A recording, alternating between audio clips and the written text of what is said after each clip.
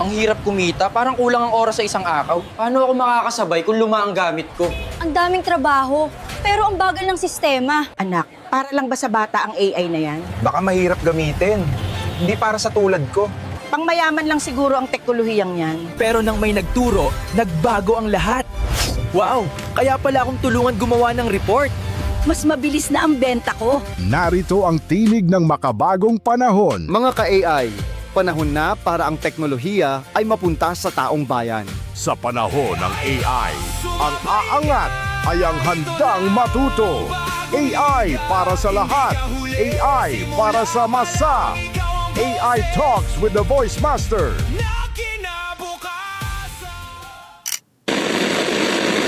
Welcome to the AI Talks with the Voice Master. Mula sa puso ng bayan hanggang sa dulo ng keyboard ng masa. Ito ang unang radyo at podcast show para sa AI ng mga ordinaryong Pilipino. Ito ang kwento ng AI na abot kamay ni Juan at Juana. Mga tanong mo, sasagutin natin. Mga kwento mo, itatampok natin. Dito, ang AI hindi lang para sa techie, kundi para sa tagakanto, guro, estudyante, OFW at bawat Juan at Juana. Kasama ang nag-iisang the AI Voice Master of the Philippines, Pocholo De Leon Gonzales. Ito ang AI Talks with the Voice Master. Dito lang sa Radyo Pilipinas. Hello! Great day mga ka-AI, mga kaboses, sa lahat ng guro, estudyante, negosyante, manggagawa, creators at bawat Pilipinong ayaw mapag-iwanan sa mabilis ng takbo ng Artificial Intelligence. Welcome sa episode 48 ng AI Talks with the Voice Master. Yay! Grabe, ang bilis ano? Anyway, ako po si Pocholo De Leon Gonzales, the Voice Master of the Philippines, ang inyong AI Voice Master. At mga ka-AI, ito na ang huling episode ng ating Season 4. Kung maaalala niyo sa episode 47, naging malawak ang usapan natin tungkol sa AI at sa vision natin para sa 2030. Noong nakaraang linggo, nag-reflect tayo ng malalim sa Tagaytay matapos ang mahaba nating pag-iikot sa iba't ibang panig ng mundo, no? Pero ngayon, balik studio na tayo. Nandito na ulit tayo sa Creative Voices Studio. Nandito na ulit tayo sa ating headquarters sa Makati City, Philippines. Back to work na po tayo, back to reality at back to our real mission. Maganda ang maganda ang maglakbay at syempre mamangha sa asenso ng ibang bansa. Pero walang silbi ang lahat ng nakita natin kung hindi natin iuuwi ang mga aral para i-apply dito sa Pilipinas, di ba? Hindi katulad ng iba, abroad na abroad, pero hindi ina-apply. Alam niyo yun? Alam naman nila yung sistema, kultura at yung magandang governance sa ibang bansa, pero imbes na gamitin yun, ginagamit sa pansariling kapakanan. Kaya sa episode na ito, wala nang paligoy-ligoy pa. Hindi na tayo puro technical at hindi na tayo puro hula kung ano mangyayari sa 2030. Ang tanong natin ngayon ay, ano ba talaga ang ginagawa ng Pilipinas sa AI ngayon? Hindi natin pinag-uusapan ang plano, ang mga susunod na summit o ang bagong memorandum. Ang tanong ay, ano ang aksyon? Ano ang aksyon? Habang nagmi-meeting tayo, may ibang bansang nagtatayo na ng data centers. At habang nagbubuo tayo ng technical working group, sila nagsasanay na ng milyong-milyong estudyante at mga manggagawa. Ito kasi masakit na katotohanan eh. Mas mabilis pa tayong gumawa ng regulasyon kaysa sa mismong teknolohiya. Gusto nating kontrolin ang industriyang hindi naman tayo ang nangunguna. Di ba? Parang tanga lang, di ba? Gumagawa tayo ng batas para sa teknolohiyang pag-aari ng iba. At hanggang ngayon, user pa rin tayo. Subscriber, customer, taga-click. Kaya mga ka-AI, hindi tayo magiging AI leader dahil lang marami tayong batas, no? Kailangan ng gawa, kailangan ng investment, infrastructure, training at talagang totoong talento, no?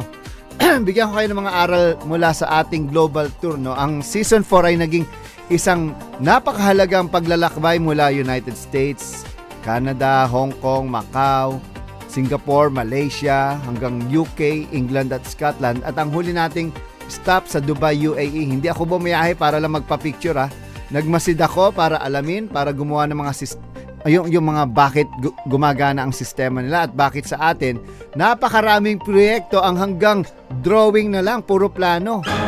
Alam niyo sa Amerika gusto nilang manguna. Hindi nila tinatanong kung pwede ba. Ang tanong nila, paano tayo kikita at lilikha ng trabaho gamit ito. At sa Canada, nakita natin ang halaga ng inclusion. Naisip ko tuloy, kasama ba ang Pilipino sa data nila? Kapag hindi tayo gumawa ng sarili nating Filipino datasets, ibang bansa ang magdidesisyon kung ano ang tunog at kultura natin sa AI. At syempre sa Hong Kong at Macau, mabilis ang galaw at may totoong silbi ang teknolohiya. Hindi ito display o para lang sa ribbon cutting. Gumagamit ito ng ginagamit ito para padaliin ang buhay ng tao at pabilisin ang serbisyo. Alam nyo, sa Singapore, maliit na bansa yan pero buo ang direksyon. Ang gobyerno, paaralan at negosyo ay iisa ang target. Dito sa atin, ang daming magagaling pero kalat-kalat, kanya-kanyang paandar, kanya-kanyang branding, kanya-kanyang pasikat. Yan. Lalo na sa gobyerno, alam natin yan na imbes na mag-focus sa development, sa corruption nila mismo, nag-uusap at nag-aaway-away. At alam naman natin kung ano yung totoo, no? At sa Malaysia, practical ang AI. Ginagamit nila ito para tulungan ang mga magsasaka, ospital at maliliit na negosyo. Nagsimula sila sa pagresolba ng mga totoong problema At sa UK, sa England at Scotland, pinatunayan nilang pwedeng maging moderno nang hindi binubura ang kasaysayan. Pwede tayong gumawa ng Filipino path sa AI. Yung naintindihan ang biro, lambing at syempre kultura natin. At sa Dubai naman, ang future ay isang national project, hindi lang side hobby. Pinaghahandaan nila ang kinabukasan at nagtatayo sila ng mga lungsod para rito, di ba? At nang bumalik nga ako dito sa Pilipinas, nako, disaster agad. 2 hours agad kami naghintay sa carousel para lumabas yung bag namin, di ba? Kaya napaisip ako, nasaan tayo sa laban na ito? Tingnan niyo yung China Nag-regulate sila, oo, pero gumawa rin sila ng sarili nilang chips, robots at AI platforms. Tayo, may sarili ba tayong national computing facility o puro forum at picture taking pa rin, di ba? Okay, maging patas tayo May panukalang batas ngayon na isinulong pala si Representative Javier Miguel Benitez, si Javi, no? Ang Artificial Intelligence Development and Regulation Act. Parang, di ba? May nakapaloob ditong AI Bill of Rights at pagbuo ng Philippine AI Commission sa ilalim ng DICT. Ayan na naman tayo Ito ang sabi kasi ni Congressman Benitez, we should not stifle innovation but we regulate the risk. Abay, ako personally sang-ayon ako dyan, no? 100% regulate the risk, protektahan ng tao pero huwag sakalin ng mga Pilipinong developers at creators. Maganda ang layunin ng batas na ito AI Bill of Rights. No? Ang ganda pakinggan. Tama na dapat alam mo ang AI o kung ang AI ang nagdesisyon sa loan mo o trabaho mo at dapat may taong pwedeng umaksyon kapag nagkamali ang makina. Yon, yung tinatawag na accountability. Bawal ang AI abuse, no? Dapat talagang panagutin ang gumagamit ng AI para manloko. Yan ang number 1 na Marami kasing na gumagamit ng AI sa mali. Iba nang ba-blackmail, gumagawa ng malalaswang deepfakes. At dapat laban sa election manipulation ito para tingnan ang 2018 election at sigurado maraming gagamit ng AI at by that time 2 years from now sobrang advanced na ang technology. 100 times or 1,000 times faster, bigger, better sa 2028, no? Labanan natin yan, yung mga peking video o boses lang. Pwedeng masira ang eleksyon pero dapat malinaw ito. Ang bawal ay panluloko, hindi ang satire or mga political commentary o malayang pamamahayag. Pero narito ang malaking pero. Pero ito hindi ba ang mga yung mga regulator natin handa na? Anong alam ba nila sa AI, yung mga regulator? Baka maging panibagong bureaucracy at red tape na naman ito. Makakatulong ba ang AI Commission sa mga Pilipino startups o baka mga higanting banyagang kumpanya lang ang may kayang sumunod sa mga komplikadong rules nila? Kaya ang panawagan ko sa DICT, patunayan ninyong ready kayo. Huwag kayong maging event organizer lang na puro MOA signing at pa-conference. Nasaan ang computing resources natin para sa mga university? Nasaan ang mga public infrastructure, mga AI infrastructure? Ipakita ninyo ang resulta hindi sa dami ng uma-attend ng summit, kundi sa dami ng trabahong nalikha, at serbisyong napabilis. At ito ang hamon ko sa DepEd. Huwag matakot i-educate ang mga bata. At syempre, pag-usapan natin ang edukasyon. Hoy, DepEd, gising! Nasa classroom na ang AI habang nagpa-pilot test pa lang kayo at puro kayo pabibo dyan, lalo na, ay kilala ako dyan Yusek. Ayaw sumagot dito Yusek! Ayan, puro kayo nagdadraft ng guidelines. 2 taon nang bumibilis ang teknolohiya, nandyan pa rin kayo, puro kayo pakyut.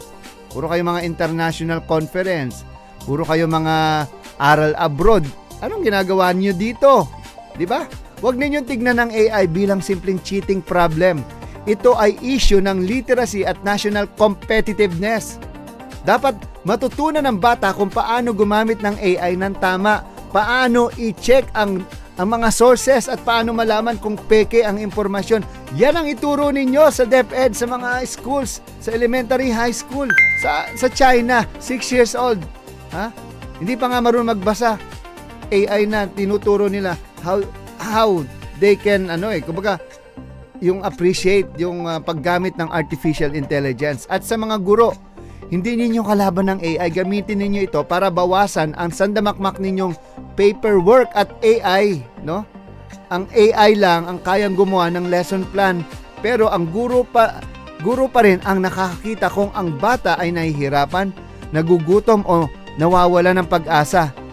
AI provides information, but teachers provide inspiration. At ito ang aking huling mensahe para sa season 4, 4. Mga ka-AI, tapos na ang panahon ng puro reflection. Tapos na tayo magmuni-muni sa Tagaytay. Nandito tayo ngayon sa Makati at ang panawagan ko sa lahat ay aksyon. Yan. Sa ating lawmakers, regulate the risk pero wag ninyong kalimutang mag-build. Bigyan ng pondo ang development, hindi ang bulsa ng mga kurap. Sa mga negosyante, huwag nating gamitin ang AI para lang magtanggal ng tao. Gamitin ito para palakasin ang inyong mga empleyado. At sa mga kabataan at estudyante, huwag gamitin ang AI para umiwas mag-isip. Okay? Gamitin ito para mas lumalim ang inyong pag-iisip. At ito sa mga voice talent at creators, protektahan ang inyong syempre, mga identity, pero wag ninyong layuan ng teknolohiya. Aralin ninyo ito at pangunahan ninyo ito. Alam niyo, 30 taon na ako sa industriya ng pagboboses, pagbobroadcast, advertising, voice-over, di ba? Public speaking, mula radyo, dubbing hanggang ngayon sa Filipino AI Voices. Nakita ko na kung paano natakot at natatakot ang mga tao sa mga bagay na hindi nila naiintindihan. Pero naniniwala ako sa husay at puso ng Pilipino. Ang kinabukasan ay hindi mapupunta sa bansang pinakamaraming batas. Mapupunta ito sa bansang may tapang, disiplina at gawa. Hindi ito laban ng tao versus makina. Ito ay laban para palakasin ang tao gamit ang makina. At sa panahon ngayon, ang pinakamalaking panganib ay hindi ang magkaroon ng boses ang mga robot. Ang tunay na panganib ay ang mawalan ng boses ang mga Pilipino sa mundo ng AI. At hindi ko hahayaang mangyari yon. Alright? So magsama-sama tayo, magtulungan tayo dito. Okay? So mamaya, panoorin natin AI 101, Balitang AI, at syempre may interview na naman tayo sa AI and Personal. Alright? So wag nating hintayin na dumating yung future. Tigilan natin ang paghihintay sa future. Okay? So tayo naman ang gumawa. Okay, magbabalik po ang AI Talks with the Voice Master after nitong ating mga segments. Alright, so see you later. Bang! At ito ang AI 101, ang inyong unang hakbang sa mas malalim na kaalaman sa mundo ng Artificial Intelligence. Great day, mga ka-AI! Ngayong araw, pag-usapan natin ang isang tanong na hindi na natin pwedeng iwasan. Ano ang magiging buhay ng tao habang patuloy na lumalakas ang AI? Hindi na science fiction ang artificial intelligence. Ginagamit na natin ito araw-araw, minsan hindi lang natin napapansin. Kapag nagre-recommend ang YouTube, Netflix, Spotify, TikTok o Facebook ng content para sa iyo, AI iyon. Kapag inaayos ng cellphone ang spelling mo, tinutulungan kang maghanap ng direksyon o binabantayan ng bangko ang suspicious transactions, AI din yon. Pero ngayon, hindi na lang nag-a-analyze ang AI, kaya na rin nitong lumikha. Kaya nitong gumawa ng text, larawan, musika, boses, video, presentation, lesson plan, business proposal, at maging computer code. Ito ang tinatawag nating generative AI. Dahil dito, maraming nagtatanong, kung kaya nang gumawa ng AI, ano pa ang halaga ng tao? Malinaw ang sagot. AI can generate output, but humans give meaning. Kayang gayahin ng AI ang estilo, pero ang tao ang may tunay na karanasan. Kayang gumawa ng AI ng boses, pero ang tao ang may kaluluwa, intensyon, emosyon, at katotohanan. Kaya hindi sapat na marunong lang tayong gumamit ng AI. Kailangan marunong din tayong mag-isip, mag-edit, mag-fact-check, magbigay ng context, at maglagay ng puso. Ang susunod na malaking pagbabago ay ang pagdating ng AI agents. Ang ordinaryong chatbot ay naghihintay ng tanong bago sumagot. Ang AI agent naman ay kayang gumawa ng sunod-sunod na hakbang upang matapos ang isang goal. Halimbawa, maaari mong sabihin, i-check mo ang schedule ko, gumawa ka ng meeting agenda, i-summarize mo ang documents, ihanda mo ang presentation, at i-remind mo ako bago magsimula. Ang AI agent ay hindi lang sasagot. Kaya nitong kumilos gamit ang iba't ibang digital tools. Dahil dito, maraming administrative tasks ang maaaring gawin ng AI, tulad ng pagsusulat ng emails, paggawa ng reports, customer support, data analysis, scheduling, at monitoring ng workflows. May mga trabahong mawawala, may mga trabahong magbabago, may mga bagong trabahong lilitaw, pero tandaan ninyo ito, hindi laging AI ang papalit sa tao. Madalas, ang taong marunong gumamit ng AI ang papalit sa taong ayaw matuto. Kaya bilang mga Pilipino, kailangan nating matuto, lumikha, magtayo ng sariling AI systems, at protektahan ang ating wika, kultura, identidad, trabaho, at boses. Hindi tayo dapat manatiling users at consumers lamang. Kailangan maging creators, builders, innovators, at leaders din tayo. Dahil ang kinabukasan ay hindi isusulat ng makina lamang. Isusulat ito ng mga desisyon ng mga taong gumagamit ng makina. Muling magbabalik ang The AI Talks with the Voice Master. Huwag kayong aalis, babalik kami.